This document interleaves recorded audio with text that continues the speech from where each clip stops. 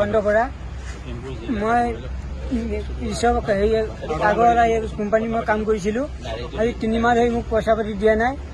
কালি ৰাতি ফোন কৰিছিলোঁ পইচাৰ কাৰণে, তেওঁ আজি দিম বুলি ক'লে। আজি মই য'ত তেওঁৰ পৰা 3 মাহ কাম কৰাৰ পিছত মই পইচা নিদিয়া দেখি মই ওলাই গুচি গ'লোঁ। ওলাই যাওঁতে মই বেলেগ এটা অনুষ্ঠানত কাম কৰিছিলোঁ। কাম কৰাৰ কাৰণে তেওঁ ৰাতিপুৱা মোক উঠাই আনিছেগৈ কাম কৰা জেগাৰ পৰা। ড্ৰাইভ হৈ গৈছে আৰু দুজন ড্ৰাইভাৰজনৰ নাম কি? ড্ৰাইভাৰৰ নামটো মই নাজানো। তেওঁ মোক জেগাৰ পৰা উঠাই আনিছেগৈ, আনি পেলাই চুৰ কৰিছোঁ কিবা কৰিছোঁ বুলি তেওঁ খুব মাৰপিট কৰিছে। 10টা বজাৰ পৰা 5টা বজালৈকে মোক মাৰপিট কৰিছে। লোহাৰ মাৰিছে, জুই লগাই দিম কৈছে, চাকুৱে খচিছে, বিনিত হেৰি কৰিছে।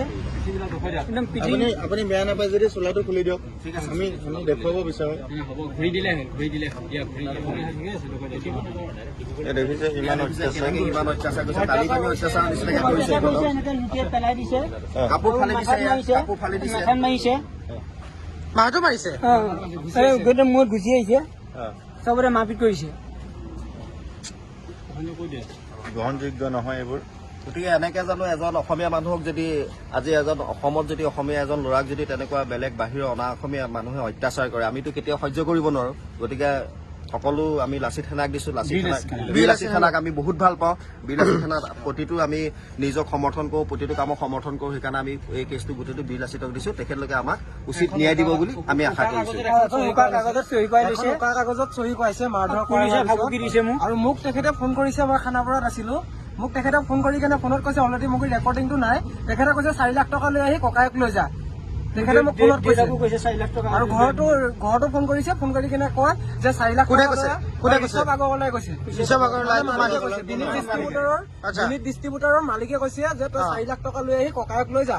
আৰু মই তাৰে স্থায়ী মানুহ 2জন লৈ কেনে গৈছো। স্থায়ী মানুহ 2জনক গতিয়াই কেনে উলিয়াই গেটত তলা লগাই মোকো ভিতৰত ৰাখি দিছে। ৰাখি তেখেতে সেইটো পামহি ভীমাশংকৰ মন্দিৰ অপজিট চাইডে যিটো আছে গুদাম বনাই আছে নতুনকে, সেইটো গুদামত।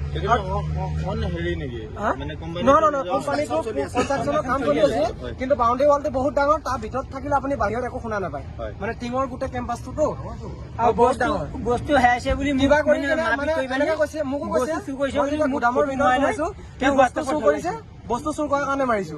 কিন্তু মই তেতিয়া ৰিজন কৰিছো, তেখেতক মই কৈছো যে তেখেতে 3 মাহৰ পইচাৰ কাৰণে আপোনাক ফোন মাৰি আছে। আপুনি পইচা নিদি কেনে মাৰধৰ কিয় কৰিছে? আপুনি আইনৰ সহায় ল'ব লাগিছিলে। আপুনি আইনৰ সহায় নলৈ কেনে আপুনি নিজে কিয় মাৰধৰ কৰিছে? আমি আজি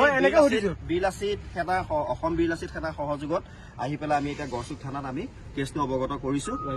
ৰাতি এতিয়া 11 বাজিছে।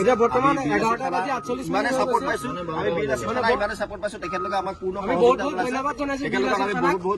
লাচিত সেনাক অসম লাচিত সেনাক আমি ধন্যবাদ জনাইছো। আমাক এই ৰাতি 11টা বজালৈকে তেখেতলোকে সহায় কৰিছে। ক'ত কি আমি থানাত কি কৰিব লাগে তেখেতলোকে গোটেইখিনি কৈ দিছে। আকৌ তেখেতলোকে আমাক সহযোগ বহুত কৰি দিছে। ধন্যবাদ তেখেতলোক। আপোনাৰ নামটো কি? মোৰ নাম দেৱকান্ত বৰা, ঘৰ লখিমপুৰ, নাম বুজিছা।